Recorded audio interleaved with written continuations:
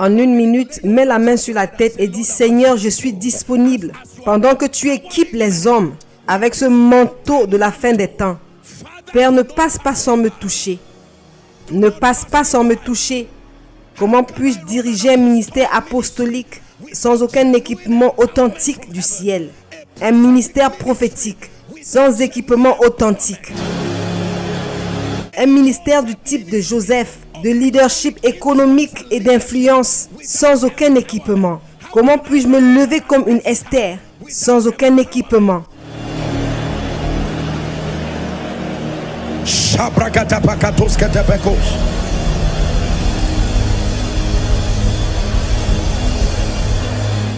Alléluia.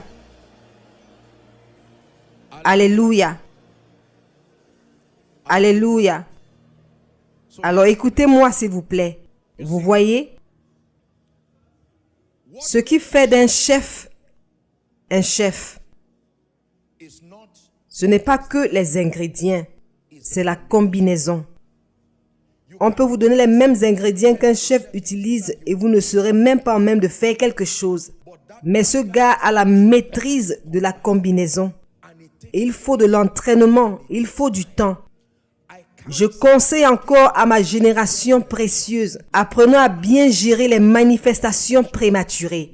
Nous disons et faisons des choses qui sont clairement plus grandes que notre niveau de grâce. Nous devons obtenir la grâce et rester. Et ressortir une fois de plus avec la puissance rafraîchie, la grâce pour démontrer la puissance du royaume. Sommes-nous ensemble? Quand Dieu commençait avec nous, il y avait des choses que nous connaissions et qui étaient au-delà des limites de la puissance disponible en ce temps-là. La Bible nous dit de rendre ministère selon la mesure de grâce. Vous voulez parler sur la vie des gens et changer les climats spirituels. Puis-je vous dire quelque chose?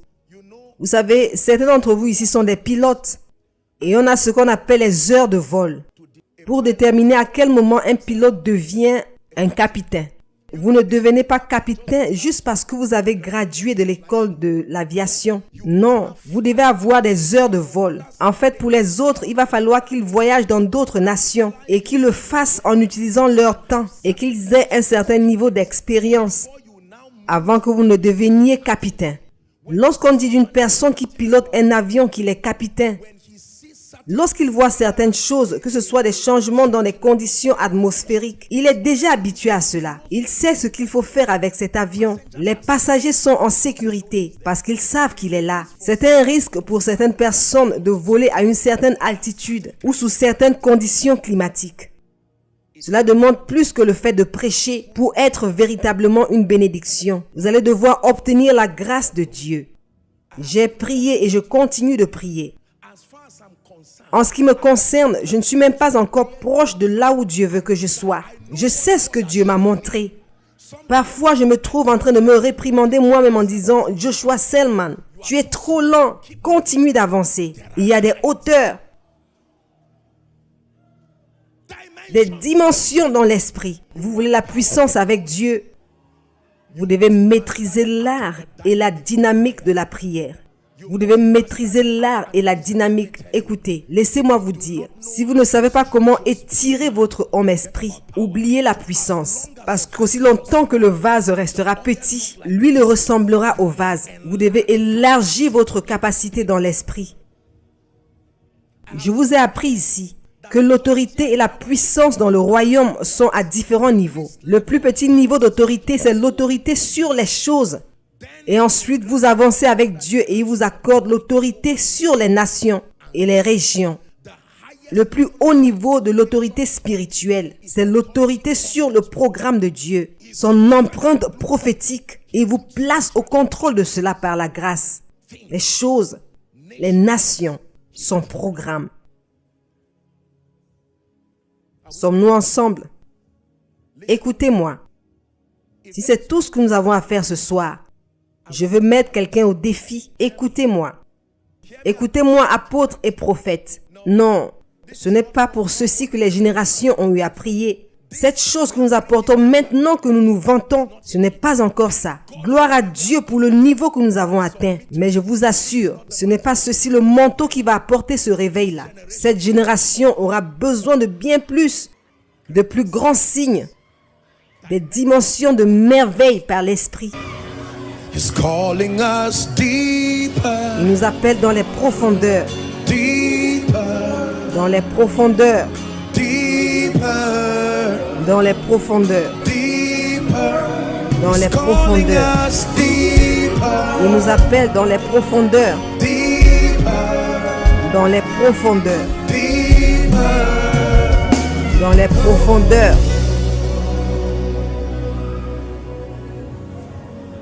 Ceci est un message prophétique pour quelqu'un. Dieu dit que tu as quitté la formation. J'avais commencé avec toi. Aujourd'hui, nous serions loin dans l'école de l'esprit. Mais dès que Dieu l'a entamé, aussitôt que tu as commencé à recevoir des invitations, tu t'es toi-même gradué de l'école de l'esprit. Et maintenant, tu peux voir qu'il y a plusieurs choses que tu aurais dû apprendre que tu n'as pas apprises. Différentes dynamiques dans l'esprit que tu aurais dû connaître. Non, vous voyez, dans le monde séculier, vous pouvez sauter des classes et prendre des cours et passer un examen. Mais à l'école de l'esprit, chaque classe que tu rates, même si c'est après 10 ans, tu dois revenir suivre ce cours à nouveau. Ce n'est pas parce que tu as commencé à voir et que tu as commencé à entendre que cela t'a accordé la crédence de commencer à prophétiser. La dimension prophétique est une dimension délicate et compliquée. Et il faut de la maîtrise pour être capable de supporter les paroles de l'esprit.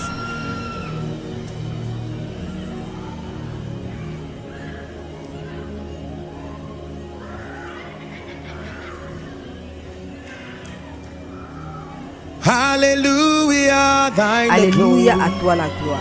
Hallelujah, amen. Alléluia, amen. Hallelujah, thine the Alléluia, à glory. toi la gloire. Revive us. Ravive-nous encore.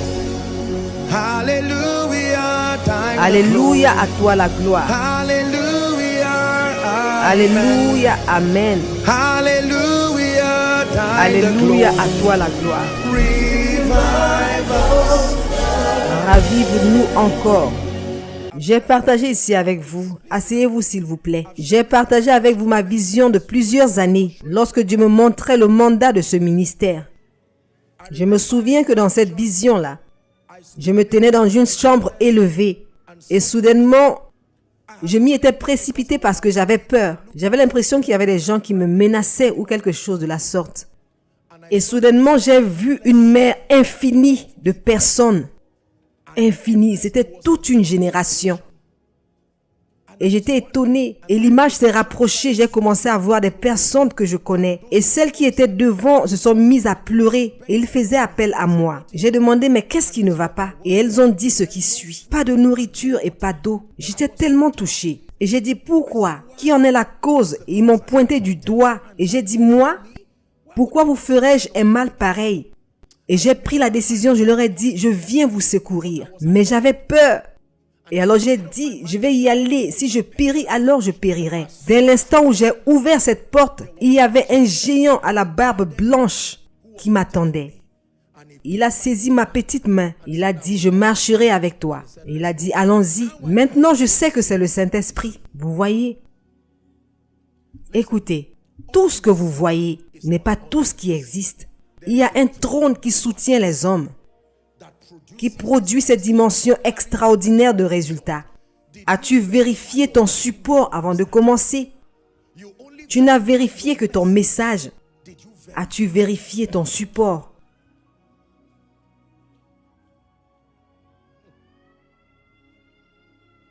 L'as-tu vérifié?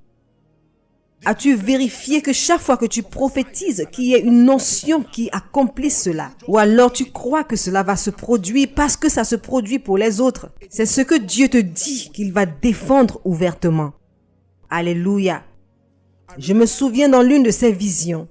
J'étais dans un endroit obscur, comme s'il y avait un couvre-feu et tout le monde était assis. Des personnes malades, rejetées, des personnes faibles. Et je passais au milieu d'eux. Je pleurais et je disais, mais quel est ce genre de désastre? Et j'ai entendu une voix de l'esprit. Et elle disait de tous les guérir. Chacune de ces rencontres est venue avec l'onction. Je vous ai partagé ma rencontre à la croisade de Reinhard Bonnke. J'ai voyagé jusqu'à Jos quand il est venu pour sa croisade. J'étais debout le premier jour pendant tout le temps qu'il a prêché. J'étais un homme de Dieu, mais il fallait que je mette cela de côté. Vous ne recevez pas d'un homme de Dieu en tant qu'homme de Dieu. Ça, c'est le problème avec notre génération arrogante. Nous sommes désespérés d'avoir des grâces selon nos propres termes. Alléluia. Je me souviens qu'au deuxième jour, j'avais prié et j'étais préparé. J'ai dit, Seigneur, ce que tu as placé sur cet homme, de simples enseignements, pas de révélation extraordinaire nulle part, mais une forte puissance. J'ai dit, Seigneur, qu'est-ce que tu as donné à cet homme? Je me souviens, pendant 6 heures, j'étais debout sur ce terrain-là, de 15 heures jusqu'à 21 heures. Et j'étais debout là, en tant qu'homme de Dieu. J'ai pris la décision que je n'allais pas seulement rester debout, mais que j'allais servir. Je les ai vus aider les gens avec les fauteuils roulants. Et j'ai dit, s'il vous plaît, j'aimerais vous joindre à vous. Ils ont dit que je ne faisais pas partie du comité. J'ai dit, quel comité? Je suis venu ici avec une soif. Permettez-moi de servir Dieu et servir cette grâce. Et j'ai dit, Seigneur, il en sera de même dans mes réunions. Et sans aucune contradiction, le plus petit est béni par le plus grand. Écoutez, je me tenais là, vous avez entendu mon histoire. J'étais là près d'une femme enceinte. Parfois, quand la dame était fatiguée, elle se penchait sur moi. Vous savez, lors des croisades, vous ne vous asseyez pas, vous restez debout. J'ai failli dire, madame, écoutez, nous sommes tous venus recevoir ici. Mais comment se fait-il qu'à tout moment tu es là? Mais j'étais déterminée. La plupart des gens ne sont pas assez assoiffés pour recevoir. Il y a un niveau de soif où il n'y a plus d'excuses. Écoutez, Reinhard Bonnke avait fini de prêcher. Un message très simple. Je ne me souviens même pas de ce qu'il a prêché. Et alors, il devait prendre un verre d'eau pour administrer le baptême. Et quelque chose s'est passé. Mes yeux étaient ouverts. Et j'ai vu la première manifestation du Saint-Esprit. J'ai vu un oiseau géant. C'est ce que j'ai vu. Qui avait des bandes de couleur argentée. L'oiseau planait, il ne volait pas. Il planait au-dessus de l'auditorium. J'ai cru que tout le monde le voyait, mais j'étais le seul à le voir. Et je l'ai vu planer. Il planait. Et le Saint-Esprit m'a amené à Genèse chapitre 1, versets 2 à 4. Et l'Esprit se mouvait à la surface des eaux. Et c'est là que Dieu m'a dit que l'union entre la parole déclarée et le mouvement de l'Esprit, c'est ce qui produit le miraculeux. C'est venu par révélation. Écoutez, avant que je ne revienne à moi, je donnais dos à l'estrade. Je n'ai même pas su à quel moment je m'étais retourné. Je savais que quelque chose était arrivé. Est-ce que nous sommes ensemble? Quand j'ai eu l'honneur d'aller prier dans la salle de Daddy Gio, je vous l'ai dit en tant qu'homme de Dieu, pendant que j'y étais, je ne demandais pas n'importe quoi. C'est insensé de se mettre à demander des choses à ce point-là. Et quand j'y suis arrivé, j'ai dit, Dieu, tu as fait des dons aux hommes. Les hommes s'élèvent par impartation de Dieu à travers les hommes. Qu'est-ce que tu as mis en cet homme qui lui a accordé la grâce pour les nations? Seigneur, c'est ce pourquoi je prie maintenant. Et Jabez cria vers Dieu. Il y a une façon de se mettre en colère contre son niveau actuel. Nous sommes le produit de plusieurs grâces. Je me souviens lorsque Dieu m'a donné une instruction de porter une semence et de me lever et aller à Canaan Land. Je m'en souviens que lorsque j'y suis allé, après que j'ai fait ce que j'avais à faire, je suis sorti. Et le Saint-Esprit m'a demandé de placer ma main sur le sol. J'ai placé mes mains au sol. Et il a dit, à partir d'aujourd'hui, tu entres dans l'onction débordante. Un soir, je suis allé prêcher pour un certain ministère. Et je nous ai vus entrer dans MFM Prayer City. J'ai dit merci Jésus. Pour moi, on devait me garder dans la maison des invités. Parce que là où je partais prêcher était proche de MFM. Alors ils m'ont logé dans la cité de la prière. J'ai dit merci Jésus. Quand j'avais terminé et que tout le protocole était parti, je me suis réveillé tard la nuit. Et j'y suis allé silencieusement en disant Seigneur, tu as fait des dons aux hommes. Tout ce qu'il faut dans cet endroit. Tout ce qu'il faut, Seigneur. Que cette mission reçoive de plus. Que cela arrive. Laissez-moi vous raconter une histoire que je n'ai pas partagée ici depuis longtemps. En fait, je ne l'ai jamais partagée. Il y a plusieurs années de cela, je suis allé dans une certaine nation et ils m'ont logé dans une chambre là où le prince Charles avait aussi une fois logé. Et le roi des Zoulous avait également séjourné là-dedans. Et lorsqu'ils m'ont mis dans la chambre, je me suis levé la nuit et je priais. J'ai dit, Seigneur, l'influence a une grâce. Il y a des grâces qui intronisent les hommes comme rois. La Bible dit que Dieu nous a fait rois et sacrificateurs. Maintenant que j'ai eu le privilège de venir ici, il n'est pas ici question de la royauté physique. Je m'en suis servi comme point de contact. Y a-t-il une grâce? Vous voyez, nous ne disons pas toujours les choses que nous faisons. Mais laissez-moi vous dire, ne vous y trompez pas. Les résultats sont contrôlés par les mystères. Sommes-nous ensemble? L'une des dernières onctions, curieusement, qui doit arriver sur ce ministère, c'est la grâce pour la richesse et l'abondance. Vous serez surpris. Nous avions commencé bien et dans la sincérité, mais cette grâce n'y était pas. On avait des difficultés après chaque croisade. Endettés, vous pouvez imaginer à quel point c'est embarrassant. Alors quand je vous parle des ressources, je ne parle pas bêtement. Je sais de quoi je parle. Je vous l'ai dit, pendant que tu es en train de prêcher sur le terrain de croisade, tu cries Jésus est Seigneur et les personnes à qui tu dois se trouvent également sur le terrain de la croisade. Ils attendent la fin de la croisade pour demander où est notre argent. Et j'ai dû dire, il doit y avoir une issue. Si tu continues de faire le ministère de cette manière, tu vas te retrouver dans le couloir du compromis. Écoutez, je vais rapidement partager certaines choses avec vous. Et une des choses que je vais faire ce soir, c'est juste de prier que certaines grâces puissent se reposer sur votre destinée ce soir. Au nom de Jésus-Christ. Je vous ai dit que nos possibilités sont contrôlées par les grâces que nous portons. Quelle grâce as-tu ignorée? À cause de l'ignorance.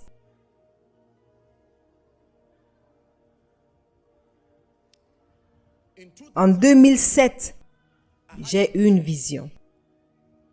Et dans cette vision, j'ai vu le serviteur de Dieu, Bishop Oyedepo, et je partais lui donner une offrande. Et quand j'ai semé dans sa vie, il a dit, il y en a encore. Et j'ai fait sortir une autre partie de l'argent et je lui ai donné. Je me souviens, il m'a amené dans une salle, dans cette vision-là. Aussitôt que nous avions ouvert la porte, j'ai vu la salle. Dans la salle, j'ai vu qu'il y avait différentes devises et on m'a demandé d'en prendre. Et j'ai dit, mais qu'est-ce que c'est? Curieusement, il n'y avait pas de perte ou d'attachement. Vous voyez, quand vous dites, j'ai pris juste quelques billets et c'était tout. Et lorsque je suis sorti, j'ai entendu la voix audible de Dieu et cela m'a ouvert à une nouvelle dimension. Écoutez, frères et sœurs, je vous dis ceci ce soir afin que vous demandiez qu'y a-t-il qui doit se déposer sur ma tête et qui rend ma vie comme elle est. Il doit y avoir quelque chose qui manque. Demande l'esprit de révélation. Celui-là vient directement de Jésus. Lorsqu'il m'est apparu, j'ai été béni par différentes personnes depuis le moment où nous avions commencé, vous savez. Des grâces, des livres que j'ai lus, E.W. Kenyon, Kenneth Hagin et tous ces grands hommes. Mais dans cette rencontre-là, cette lumière qui avait quitté Jésus et qui est entrée en moi, c'était comme une ligne droite de la Genèse à l'Apocalypse.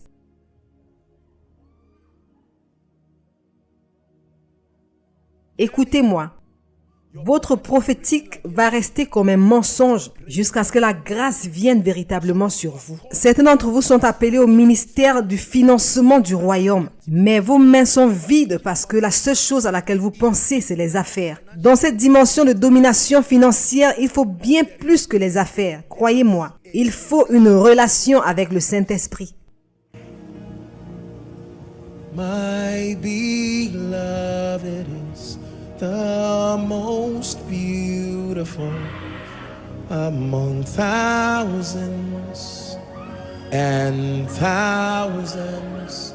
My beloved is the most beautiful among thousands and thousands. Yeshua.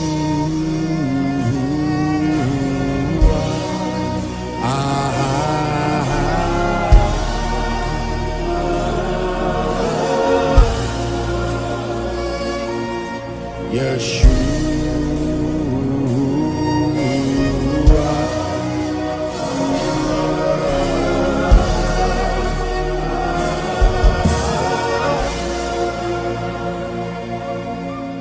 Hear me? Écoutez-moi. Pour plusieurs d'entre vous ici, le lien manquant, c'est la grâce pour l'influence. Dieu vous a oint, mais vous n'avez pas accès à des personnes auxquelles il vous a envoyé. Esther, tant que tu es à Suse, tu ne peux pas atteindre le roi. Joseph, tant que tu es en prison, tu ne peux pas atteindre Pharaon. Daniel, tant que tu es abattu, tu ne seras pas capable de sauver Babylone. Il y a des manteaux et des ministères qui exigent que tu te lèves à un niveau de visibilité où les personnes vers qui tu es envoyé peuvent t'entendre. Écoutez-moi, certains d'entre vous, il y a des niveaux de ressources auxquels vous devez avoir accès. Parce que les personnes vers qui Dieu vous envoie, vous aurez besoin de ressources comme effet de levier pour exiger leur écoute. Cette dimension va au-delà d'acheter et vendre. C'est une dimension où il y a transaction des réalités de la dimension spirituelle. En plus de toute valeur que tu apportes, jouez le violon pour moi.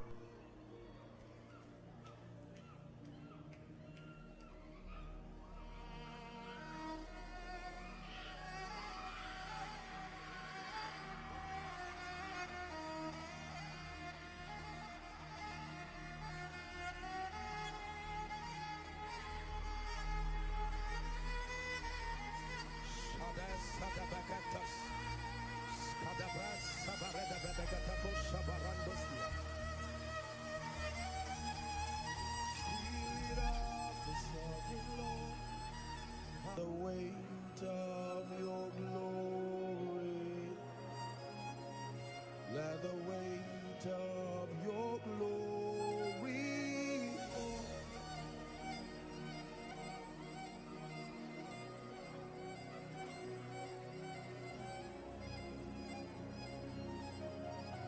Au nom de Jésus. Au nom de Jésus. Au nom de Jésus.